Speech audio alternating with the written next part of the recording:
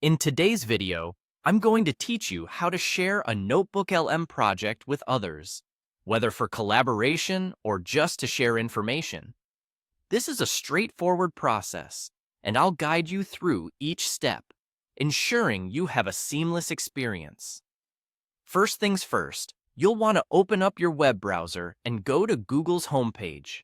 Once you're there, head to the search bar and type in NotebookLM, which is the platform we're aiming for today. Press enter, and you'll be presented with a list of search results. Look through the results and click on the official NotebookLM website link. This will take you right to their site. As you arrive on the NotebookLM webpage, keep an eye out for a prompt or a button labeled Try NotebookLM. This is your gateway into the platform, so go ahead and click on it. Now that you've entered the heart of the platform, it's time to locate the specific notebook or project that you want to share.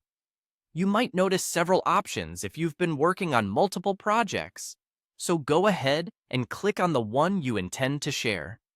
This action will open up the notebook, giving you full access to its content. Once inside your chosen notebook, shift your focus to the top right corner of the screen. Here, you'll find a Share button, probably with an icon that looks like a person with a plus sign.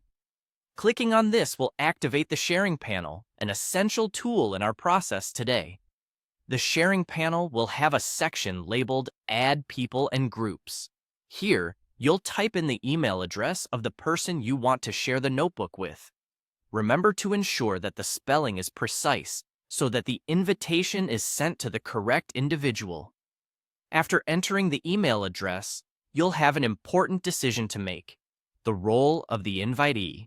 You'll typically encounter two options: viewer and editor. A viewer will have the ability to read through the notebook and participate in chat discussions, but won't be able to contribute additional notes or uploads. An editor, on the other hand, can add and modify notes and upload new sources, though usually they cannot delete or reshare the notebook. Choose the appropriate role that matches how much access you want to grant.